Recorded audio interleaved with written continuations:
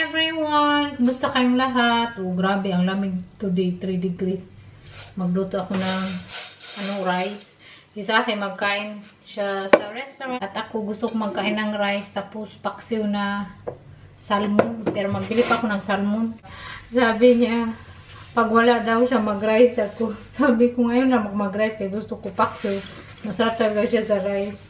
Mahilig kasi sa akin sa Filipino food. Sabi ko, mag-uwi na naman tayo. So, Pinoy food lang yung kakainin natin. Next week, mag-uwi na tayo sa Pinas. Tutuin ko muna yung rice. Pagkatapos, punta tayo ng supermarket. Magbili ako ng salmon. I'm gonna wear my scarf. Yeah, magkaon siya sa gawas. It's quite cold. Yeah, darna, because very cold, 3-4 man. degrees. Magpalit kong kuan. I just went outside. It really feels wintry. It's winter, man. Magpunta ako ng market. May market today. Magbili lang ako ng garlic. Yun lang bilhin ko kay magluto ako ng salmon. Tapos wala akong garlic ba. Yung boots ko ba, magano bitaw siya, maganyan ba. Bilhan ko siya ng paglagay sa para magtindog siya. Ano bang sapatos suot ko?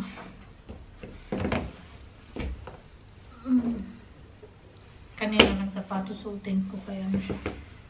Warm siya ba?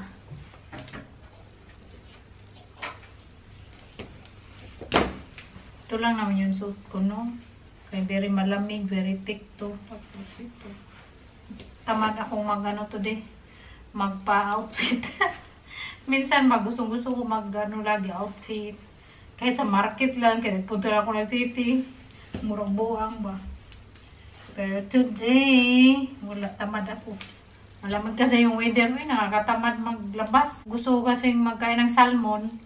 Tapos yung nagtinda ng salmon supermarket, i-buy ko pa mga more or less 20 minutes. So, i-buy ko siya. Punta na tayo. Sabay na kami ni Saki. Mag-buy kami. Siya magkain sa labas, ako magpunta sa supermarket. Magsabay na kami punta sa city. Do you need anything? A bag or? No, it's okay.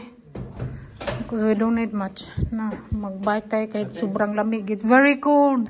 And if, and if we're going to bike, it's more cold because the wind. Yeah. Magpunta na ako sa supermarket. Grabe, katugnaw. Saki, pumunta na din sa kaibigan niya. Ang ingay street. Dito kami nagdi-disco noon ba. Every time daan ako dito gabi, malala ko yung mga happy memories, char. Dito na tayo, pasok na tayo. Parang buntis, bakit malayo at sobrang lamig. Nagbike para lang magbili ng salmon. Ay yung bunganga mo, sobrang lamig, hindi na mag-open. Bilhin natin yung salmon. Kay gutom lang, bilid ako ng tissue. Kay mura ng tissue. Tayo dito. Bilisan ko na kay gutom na. Ako, magluto ba ako ng salmon? Yung salmon, madali lang. Maluto na ako ng olive oil. Kasi wala kaming olive oil. Ito. Olive oil yung gamit namin.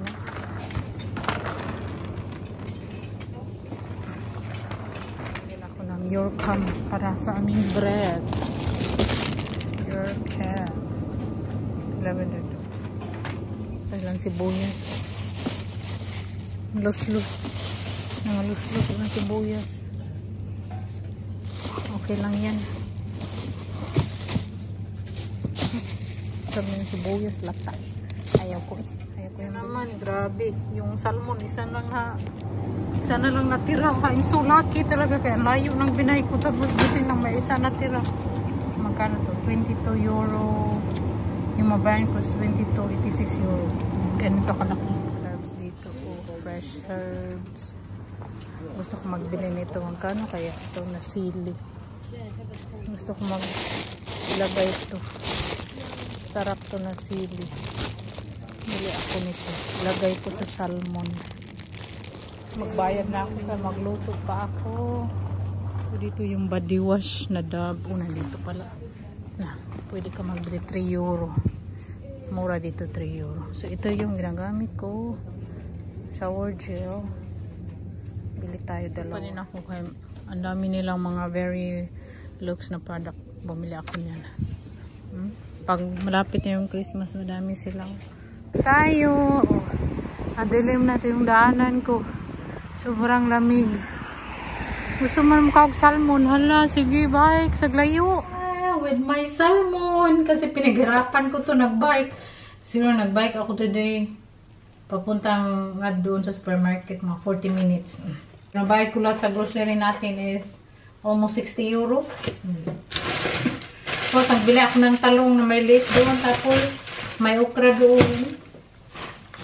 Nagbili ako ng cookies para kay Saki. Kasi, alam ko ba, pag uwi niya galing magkain sa labas, magutom yan siya. Kaya para sa kanya yan. So, ham para sa bread namin. Nagbili ako ng olive oil. Tapos, sili. Hindi man yan siya maanghang. Tapos, yung body wash. At vegetarian hamburger mushroom. Nagbili na akong garlic doon kasi naklusan man tayo sa market. Yung chocolate, 1 euro lang, tumura na. Daling ko yan sa Pinas, tapos nagbili ako nito. Toffee spread. Gusto kong magawa ng banoffee. Yung banoffee. Tama ba yun? So, bumili ako niyan. At tingnan nyo naman ang luya. Kagamay kayo, 26 cents. Mahal yung luya dito. So, yun lang. So, magdali tayo at magluto ako. Time check dito, 6:30 na. Magluto tayo para hindi ako very late. Ito na yung ating gulay. Magpaksiw tayo. Ito na yung cookies sa ano.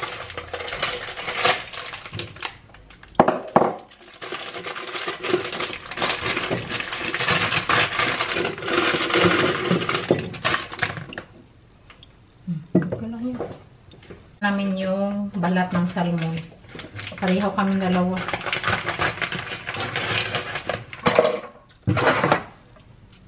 Yung basura dyan. So, yan natin. Kunin natin balat. Tinuro sa amin to nung nag-aral din ako. Dapat may ano kayo hait na kutsilyo. I-slice nyo ganyan sa ano. So, na tayo. Iba ako magpaksiw kay i-preto ko muna siya golden brown konti para siyang half cook ba, pero yung gitna hilaw pa. Tapos golden brown ko siya, tapos suti ko siya ng garlic, onion, tapos ginger. May talong tayo, tapos okra. Yun, hinugasan ko yan. So, preto muna natin to. Golden brown.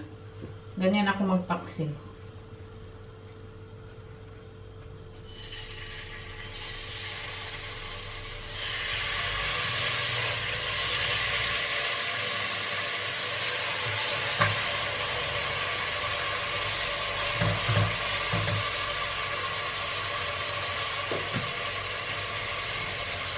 Tapos may gata, tapos nilalim yung gulay. Takpan natin, huwag natin lagyan ng tubig.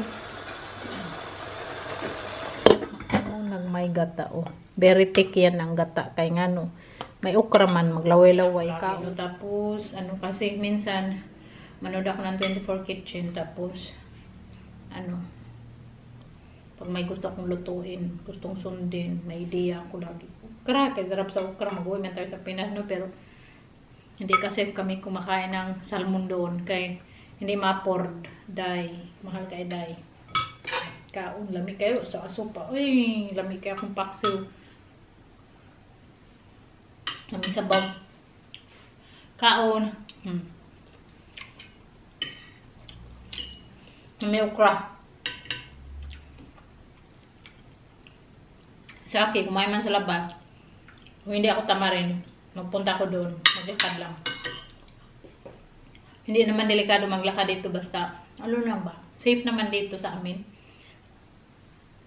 Hindi lang din masyadong late ka maglakad. Kaya ba? Nag-chat siya kung saan sila nagsin ng photo. Ay, nandoon na naman siya sa Greek restaurant. Sabi. Hindi na talaga magsawa si Saki sa Greek restaurant. Ambot. Sarap na ano ko. Uy, yung ano ba? Salmon. May gata. Magpaksiw talaga kayo may gata. Kahit anong isda dyan, pwede tulingan. Basa man lagi ako sa mga comments nyo, no? Kaya na-appreciate ko kayo lagi. So, may question dito natin. Hello, Ate Dayan. Shout out kay Joy Villaflor. Sabi niya, hello, Ate Dayan. Curious lang ako. Yung pinag-shopping mo ba galing kay Kuya Saki? Yung pinag-shopping ko, sa akin yan. Hindi yan magbigay sa akin yung pang shopping no. Noon pa. Kahit kahit tourist pa ako dito, hindi yan siya magbigay. I remember nung nag-tourist pa ako, pag magtrabaho siya. Kung tourist visa kasi, hindi ka pwedeng magtrabaho. So, before siya magpunta doon sa opisina niya, bigyan niya ako ng 2 euro or 5 euro. Noon kasi hindi pa mahal ba. So, yan lang binigay niya sa akin para pang lunch ko or pangbili ko ng bread, ganyan. 5 euro, 2 euro lang.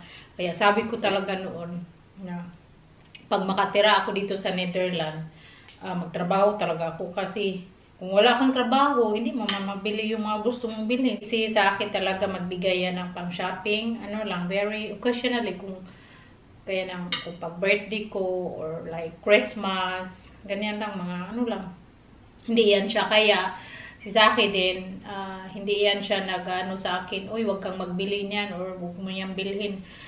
Kasi hindi man niya pera yung pinambili. Lalo na yun, every time mag-holiday kami, shopping is always, is my stress-free. So, stress-free. Hindi na marunong magsalita. So, pang-shopping ko sa akin talaga yan. Noon pa, I remember no nagtrabaho ako, production work. Trabaho ako dito. Yung sobrang maaga. Nagtrabaho ako. Every time may sweldo ako, magbili talaga ako. Either sapatos or damit. Kaya marami yung Kasi parang reward ko sa sarili ba. Kasi ang hirap magtrabaho dito. Sobrang lamig. Gising ka sa maaga. Tapos last time nagtrabaho pa ako. Production work sa mga bread. And then the first, nagtrabaho din ako production sa mga meat. Tapos ialsa mo yung meat na tag 10 kilos, 5 kilos. Tapos pag uwi mo, ang sakit dito. Yun ang first time na trabaho ko dito. Every time magawa ko, umiiyak ako. Sabi ko, grabe, ang sakit ng likod ko, ang sakit ng katawan ko. Tapos sabi ko, kaya ko talaga to kasi malapit na yung sweldo. Tapos pag sweldo, shopping, yung nang parang reward sa sarili ko ba na ma-motivate ako. Hindi pa ako nagbablog no, ang tagal na noon. Nung bago ako nakatira dito. Nagsha-shopping pa ako, mahiya pa talaga ako kay Saki. Na madami akong pinamili ba, mahiya pa ako sa kanya. Tapos nung sinabi niya, bakit ka mahiya? Kasi deserve mo yan, kasi you work hard. So, yan. Hindi yan siya. Kaya wala yan siya pakialam ko anong bilhin ko. Tapos ako din na tao, masave ako.